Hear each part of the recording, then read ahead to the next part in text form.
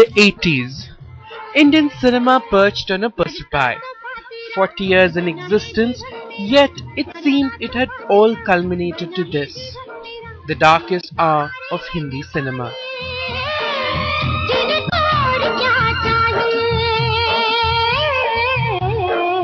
प्यार का तोहफा तेरा बना है जीवन मेरा प्यार का तोहफा तेरा बना है जीवन मेरा दिल के सहारे मैंने पा लिए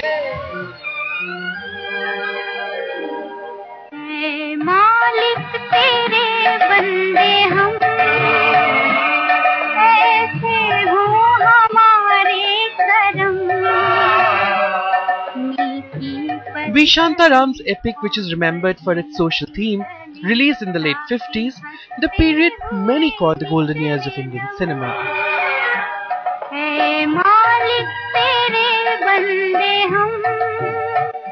Socialist themes, common man's issues in the post-independence era were the key highlights of this time from the quiver of filmmakers like Bimal Roy.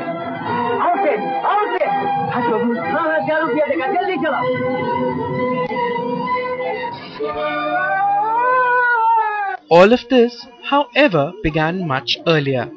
The year was 1913, and inspired from foreign silent films that he had seen, a Marathi man named Dada Saheb Phalke made the first Indian film, Raja Harishchandra. I am Dhundiraj Govind Phalke from India. I want to make a motion picture. Can you help? The spectacle, told by an all-male cast, was a sight to behold. As the audiences got excited with the prospect of moving images, the popularity of Indian cinema rocketed through the first decades of the 20th century, with filmmakers responding quickly to demand. By 1920, around 27 films were released annually, accelerating to more than 200 a decade later. It was at this point that the first talkies arrived in the Indian market. Alamara was the first film to have audio. Starring Prithviraj Kapoor, Zubaida and Master Vitthal, this film created the first true superstars, who became highly sought after the leading roles. The film was also noticeable because it was being dominated by the singing and dancing, which has since become a staple of Bollywood cinema. I think the greatest weakness of the Indian cinema has been that it has never quite recovered from the fact that historically the Indian National Congress, the party that won India freedom, and the Indian intellectual classes have always distrusted the cinema. That has changed. It has changed in my lifetime. When I was growing up in Bombay, the South Bombay cinema houses, the really posh ones, never showed what was called Hindi cinemas, because that was considered for the servant classes and for the workers and so on. They always showed Western Hollywood movies. That has changed. You know, that sort of class distinction is gone. The Bollywood film industry is now accepted. Indian English language newspapers devote pages to it. But nevertheless, what it has never had is the support of government. जाने क्या तूने कही आवारा हूँ जाने क्या मैंने सुनी मैं आज भी फेंके हुए पैसे नहीं उठाता आज कहेंगे दिल का फसाना बसंती इन कुत्तों के सामने मत नाचना जान भी ले ले चाहे जमाना कोई आखिरी ख्वाहिश है तुम्हारी Thakur As the idea of the talkies grew, film studios began cropping up. Bombay Talkies, established by Himanshi Rai and Devika Rani, streamlined film production in 1934, and then Prabhat Studio was set up in 1936. This would be a landmark year in Hindi film industry.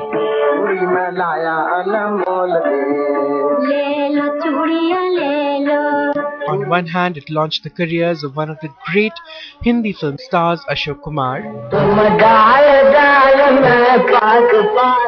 On the other, a film about a saint became the first Indian film to be screened at an international film festival.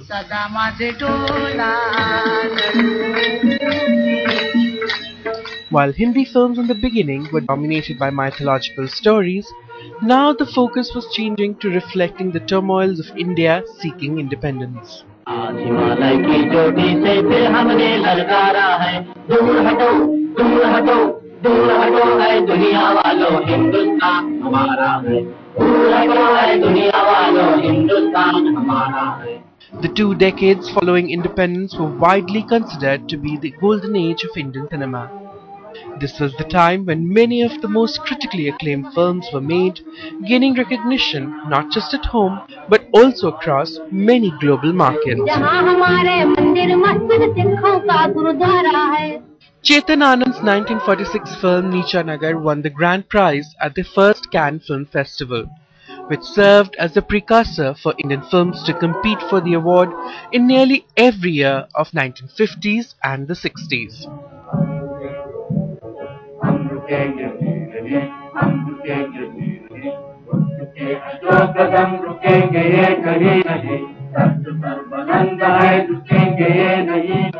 Even though Neecha Nagar won the first International Film Award for Indian cinema, it wasn't till Satyajit Ray presented his path-breaking movies such as Pathe Panchali that the world took notice of Indian cinema.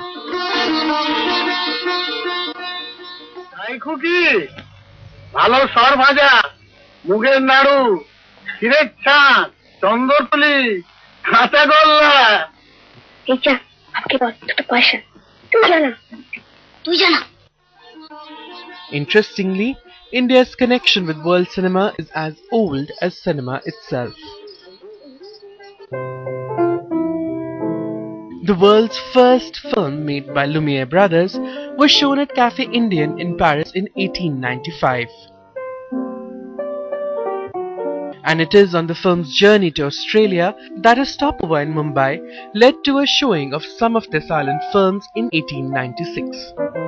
At the same time, the Tsar in Russia was getting a preview. ऐसी बात में दबा के चली आई, खुल जाए वो ही बात तो दुहाई है दुहाई. By the late 60s, technology in India had grown by leaps and bounds. Gone were the days of subtle emotion and rural landscape. Filmmakers like Vijay Anand were filming on grand sets, with the lead actors being complemented by hundreds of dancers, enormous props, and sometimes even foreign locations. The concept of film premieres had been introduced.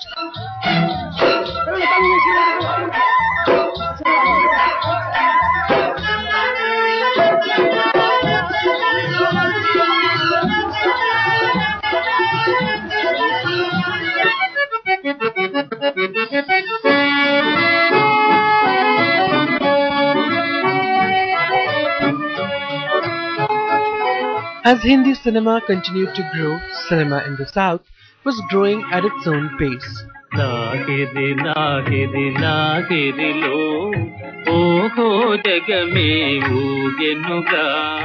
Cinema from Andhra Pradesh, which produced Telugu films, was originally based in Chennai, began churning out films based on mythology and folklore.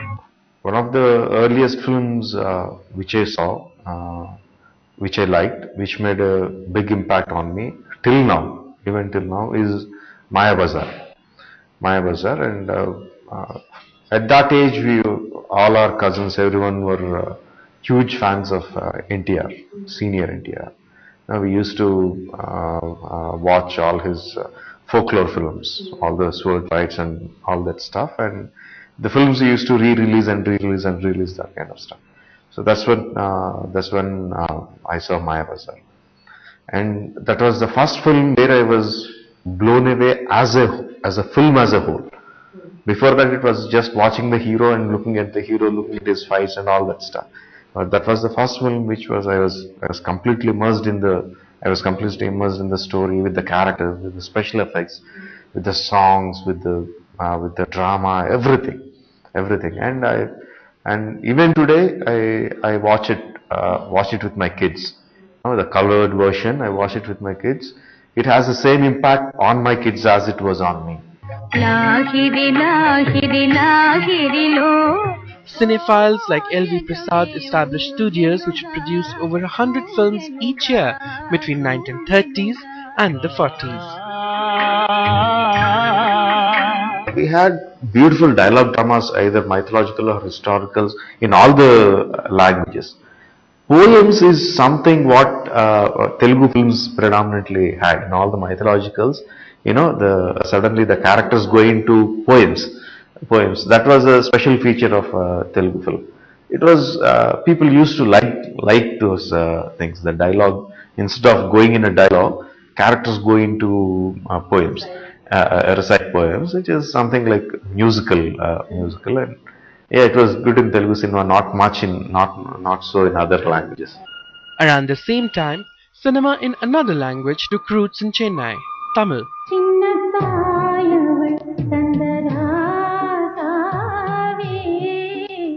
What would eventually be known as Kollywood would turn out to be in time second only to Hindi cinema. Until recently, especially if you look at the early years of cinema, Tamil cinema, and then you're looking at maybe the 70s and the 80s, late 60s, you're looking at a lot of story-oriented scripts, which have always been the strength of Tamil cinema, exploring relationships, exploring humanity, human beings, and in a large way, telling stories like they were epic folklore.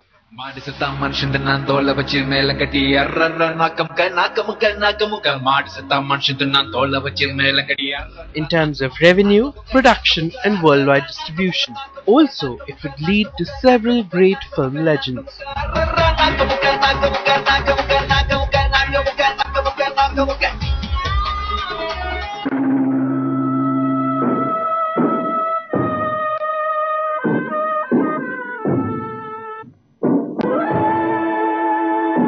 This film, directed by S.S. Vasan, was the most expensive film ever made of its time.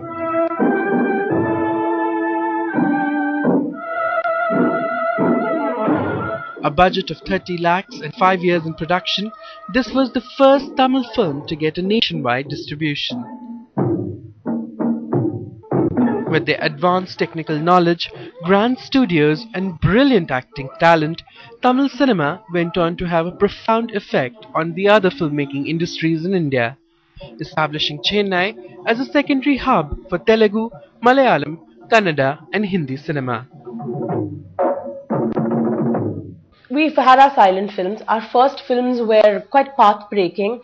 In fact, when the earlier directors and producers and studio owners, they brought about a lot of revolution. They brought about social change using cinema.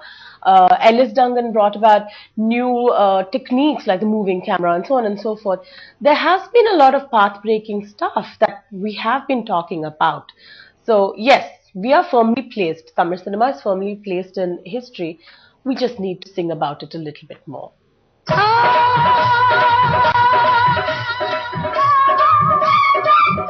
Such was the attraction of Tamil cinema that many Hindi filmmakers remade Tamil hits, keeping the same style to a great success.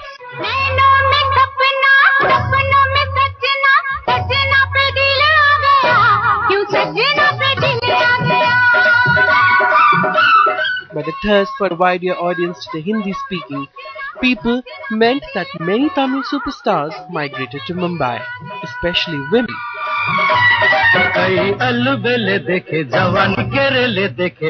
With each one becoming a legend in her own right.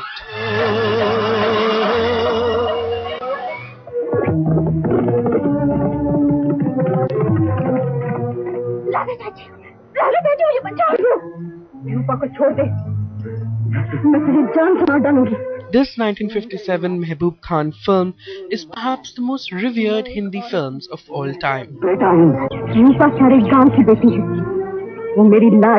Turned Nargis into a legendary actress while putting India once again in the eye of the world cinema. After the advent of the talkie, the coming of color, the stabilizing of color, that took a long time. And though there were a lot of experiments, on came from Mehboob Khan, I would say only with Mother India, because Mother India is in many more respects than just color. Color it stabilizes, but alongside color, I mean the vision of Mahatma Gandhi of rural India. It is to rural India that is important. India lives in the villages.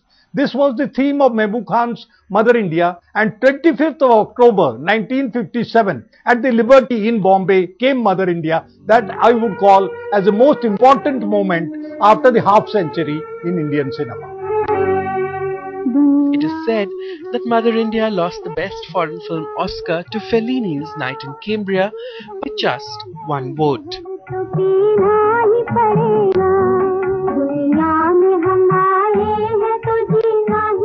The era that Nargis belonged to was also that of three greatest actors of Hindi cinema: Devanand, Raj Kapoor and Dilip Kumar. A few years before he died, in 1938, Rabindranath Tagore had said that Indian cinema had not found its voice.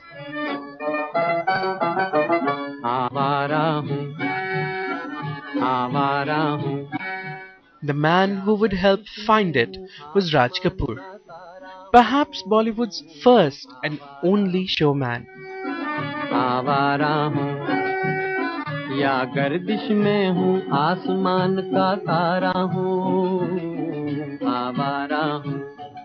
The image of the quintessential tramp with a golden heart became Raj Kapoor's forte, along with stories of complex relationships.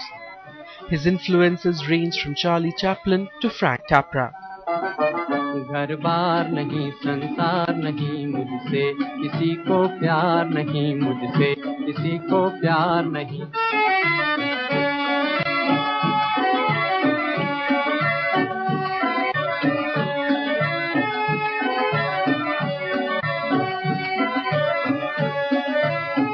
If Raj Kapoor was known to be the clown, method actor Dilip Kumar was an intense equivalent.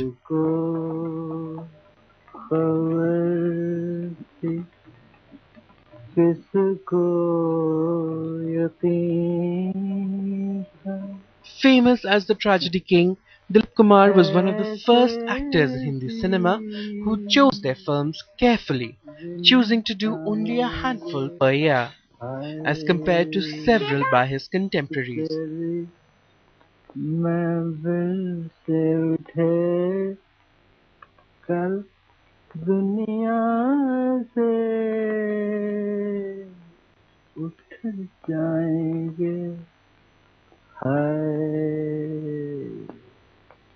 शराब पियोगे?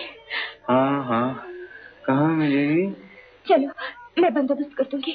अरे तुम कहाँ से आ गए? Such was his dedication that for this song in the film Kohinoor, he learned to play the sitar for a year and a half.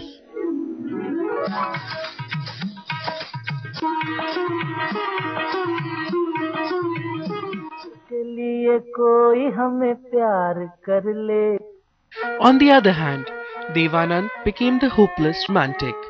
Although he acted in several different kinds of roles, from a rogue to a man on a spiritual journey,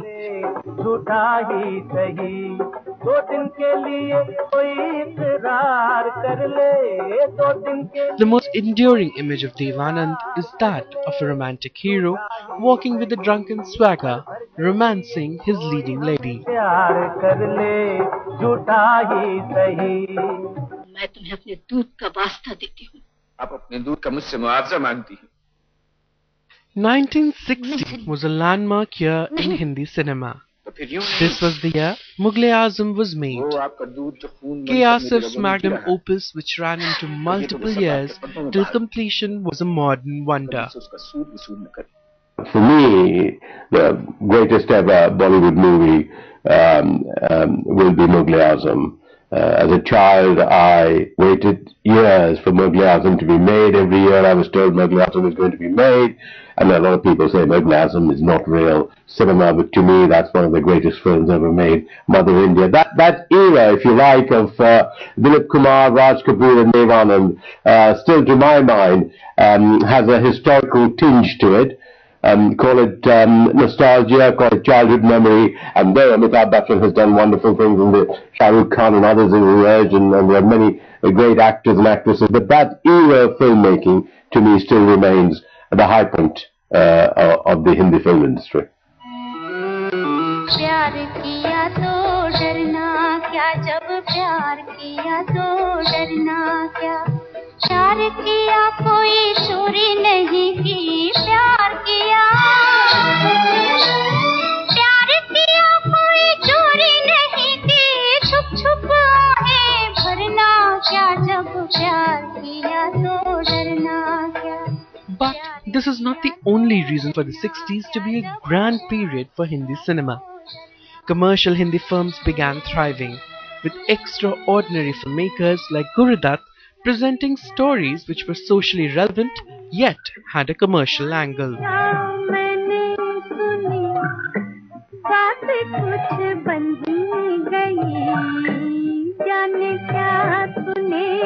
This was the period when Indian movies were regularly nominated and won international awards at almost every film festival.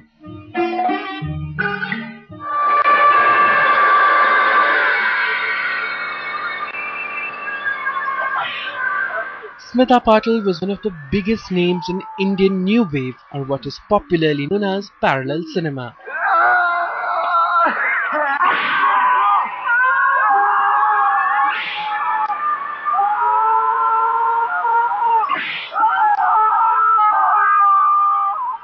The movement was initially led by Bengali cinema by acclaimed filmmakers such as Mrinal Sen and Ritwik Ghatak.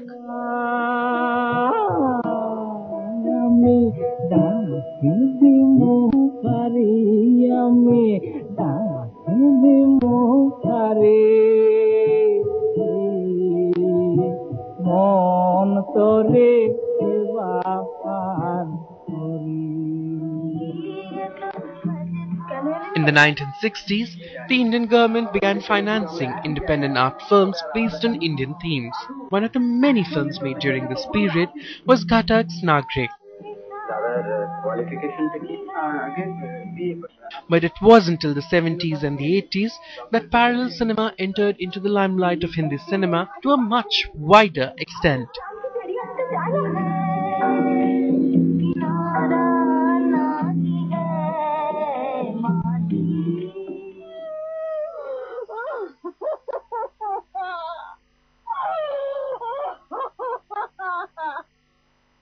Shyam Benegal's Ankur was a major critical success and was followed by numerous works that created another field in the movement. There is our mainstream cinema, which is all the glitz and glamour and larger than life and fantasy oriented material that they bring to you and which people enjoy immensely and which continues to be the mainstay of cinema around the world. But there is that other alternative also, where you want to see something that you can immediately identify with. You can immediately say, oh, this happened to me, or this happens to people around my society. I've seen this happening with my own eyes, that kind of thing. So anything that you can immediately identify with, you also empathize with. If you have seen it happening, or if you have read about it happening to somebody you know, that you immediately empathize with, because you feel that there is a great amount of familiarity and similarity. So that is something that what you call art cinema, or what we might call the alternate or off mainstream cinema, is something that is easily offered in that kind of cinema. Adur Gopalakrishnan extended the Indian New Wave to Malayalam cinema with his film Swayamvaram in 1972.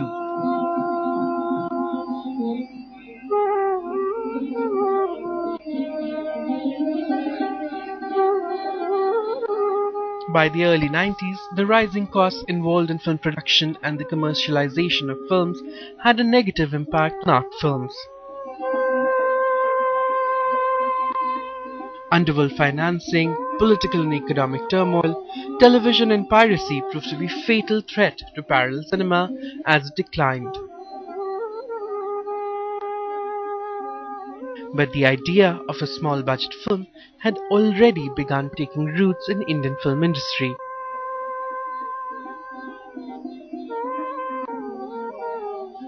A few filmmakers braved the odds and paved the way for what would become the 1 crore films in future.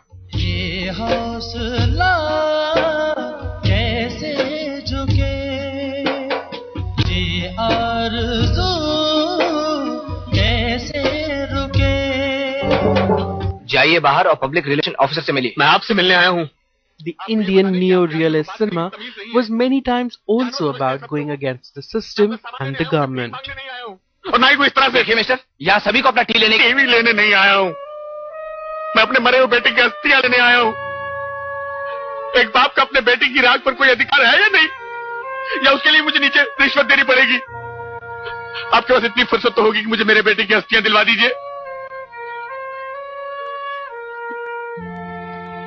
आज खुश तो बहुत होगे तुम, जो आज तक तुम्हारे मंदिर की सीढ़ियां नहीं चढ़ा, जिसने आज तक तुम्हारे सामने सर नहीं झुकाया, जिसने आज तक कभी तुम्हारे सामने हाथ नहीं जोड़े, वो आज तुम्हारे सामने हाथ लगाएगा।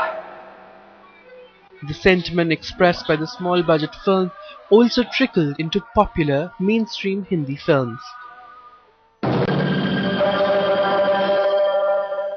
This film would give birth to two of the biggest legends in Indian cinema, Amitabh Bachchan and the anti-hero. His explosive, brooding action hero persona immediately dislodged the romantic hero image which Hindi film heroes had. सलाम अलैकुम inspector साहब। शेर खान, अब न तो वर्दी है न कुर्सी, और ना ही मैं ड्यूटी पर। इलाका तुम्हारा है और मैं अकेला हूँ।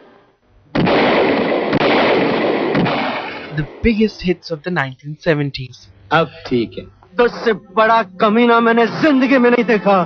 तू क्या लड़ेगा मुझसे ठाकुर? तेरे तो हाथ काट कर फेंक चुका हूँ मैं। सांप को हाथ से नहीं, पैरों से कुचला जाता है Gabbar. Sholay was remarkable not only in its success story but also because of its music. This Helen number is testimony to her creative genius and dancing talent. Mehbooba Mehbooba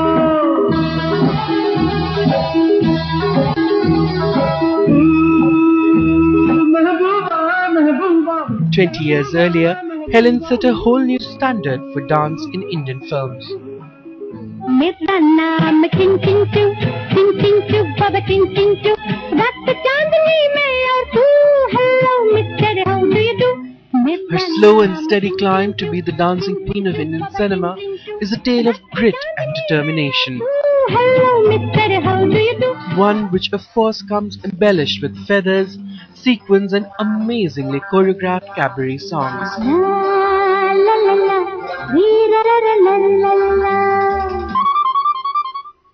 Helen, I will never say that she danced dirty. She used to carry her costume and her dance so well. Say I am a new choreographer and by mistake I have given her a movement which will look bad in the camera. She knew that. She will not insult the master. She'll turn around. She'll keep her legs this side. Do the same movement. Give a different expression where you look at her face rather than her feet, rather than her legs. She had a style of her own. You never called her vulgar. The most open dresses she has worn. The most. But can you say that she was vulgar in any picture?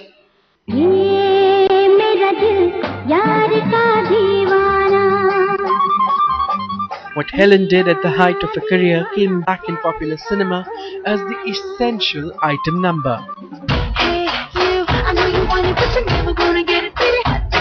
A song and dance sequence which didn't add any value to the film apart from the titillation factor. What's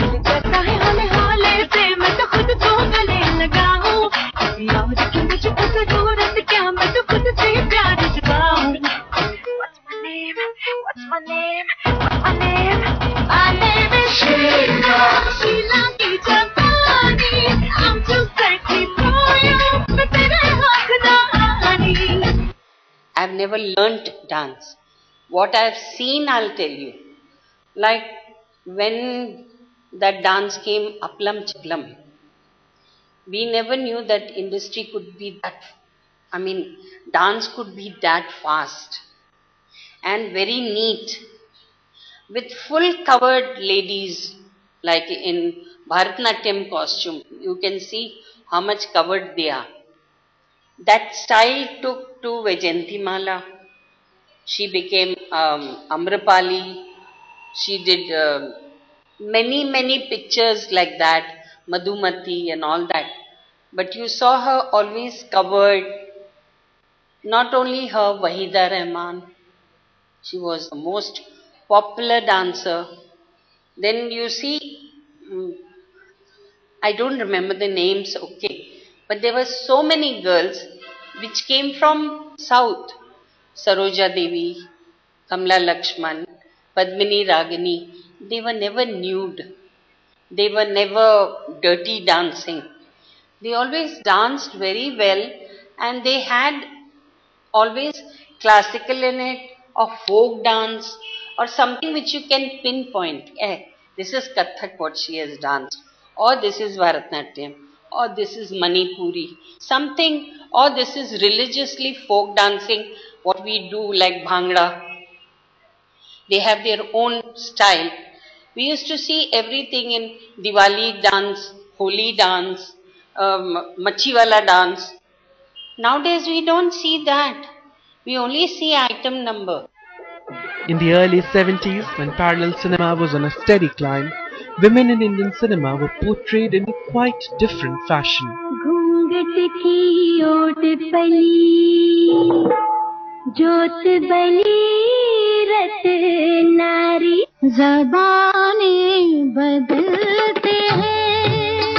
There were roles, and sometimes an entire film too was built around her.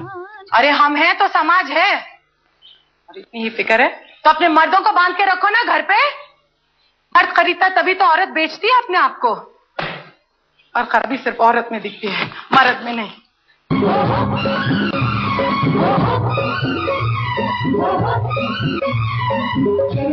As popular culture killed content in Hindi cinema, the roles disappeared and so did films which were about women.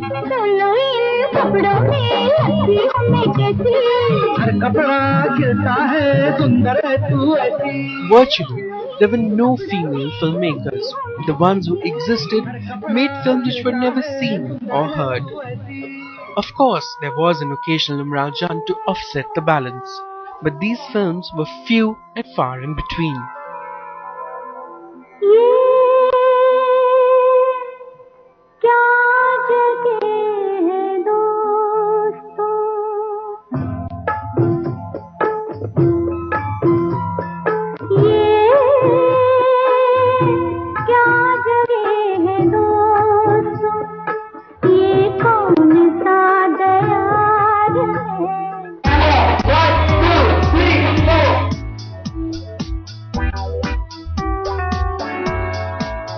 At the dawn of 90s, Bollywood took yet another turn into what would be known as a new pop culture.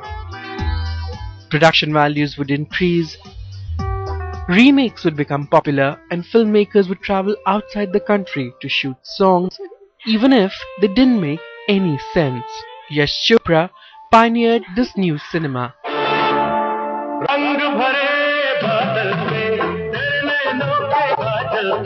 मैंने इस दिल पे लिख दिया तेरा नाम, चांदनी ओ मेरी चांदनी, रंग भरे बादल से तेरे नैनों के काजल से मैंने इस दिल पे लिख दिया तेरा नाम, चांदनी ओ मेरी चांदनी. While a Yash Chopra film would be a romance, his women would have more character and multiple shades to their roles.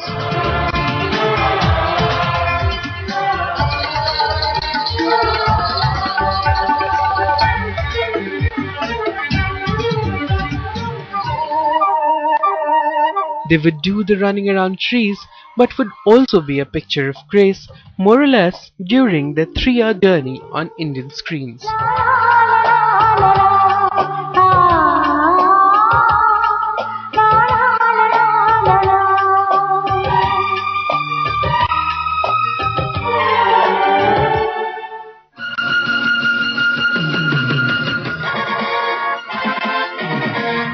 दो मस्ताने चले जिंदगी बनाने, The 90s also gave birth to another set of actors.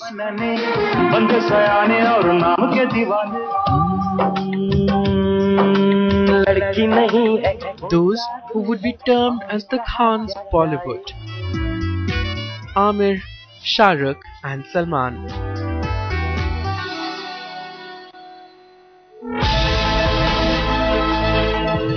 Each would branch out into a different course of action and would take the multi-million Hindi film industry to unparalleled success, not only in the country but abroad as well.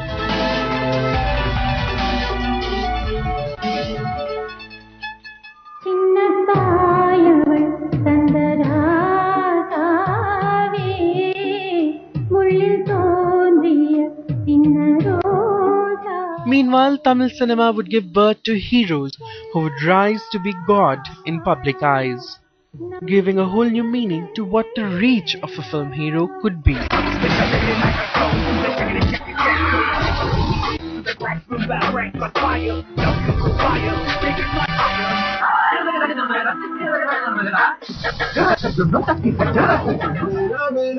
In the past 100 years of its existence, Indian cinema has traveled a great journey, stumbling, falling, experimenting and each time picking itself right back up. To set forth a whole new way of storytelling. A journey perhaps best described in the words of Frost. Miles to go before I sleep. Zinda ya murda.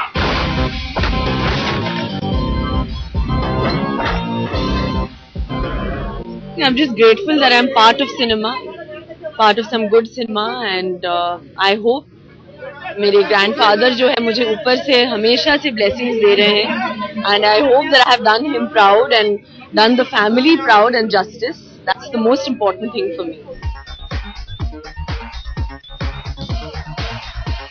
It is 100 years of Indian cinema. How do you wish your mother happy birthday? And it also happens to be your newborn baby.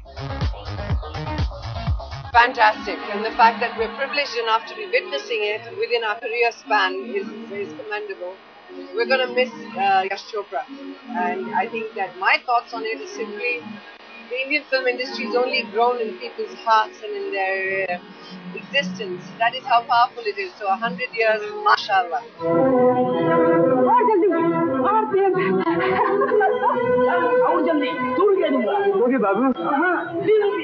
Very, very happy 100th birthday to Indian cinema. Dear Indian cinema, wish you a very, very, very happy 100th birthday.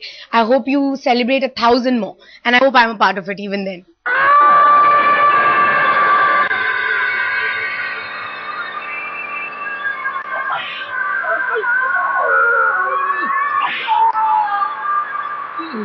A momentous occasion when Indian cinema has completed 100 years, and I think the only thing we should carry on doing is carry on making our films and stay true to Indian cinema.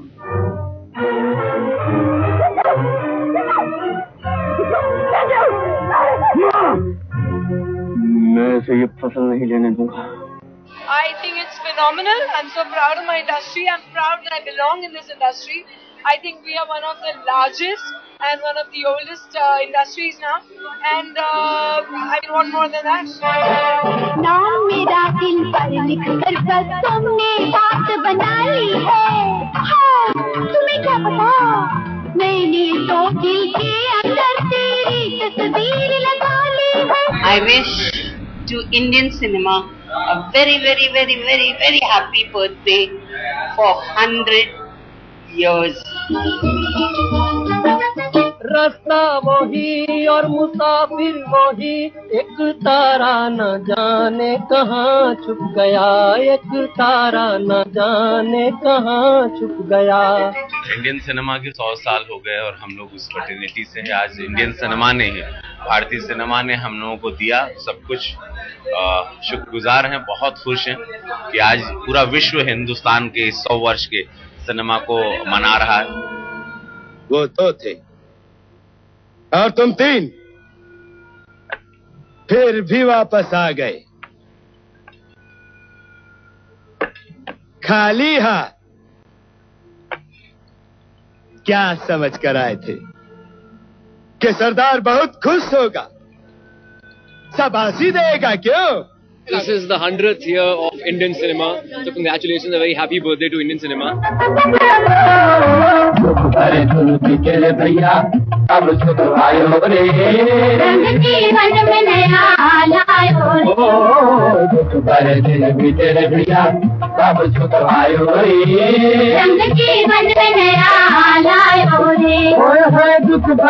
भी तेरे भैया, भी तेरे भैया। बार दिन ये आए, बार बार दिल ये गाए, तू जिए हजारों साल, ये तो है सिर्फ 100 साल। प्यार किया तो डरना क्या, जब प्यार किया तो डरना क्या, प्यार किया कोई चोरी नहीं की, प्यार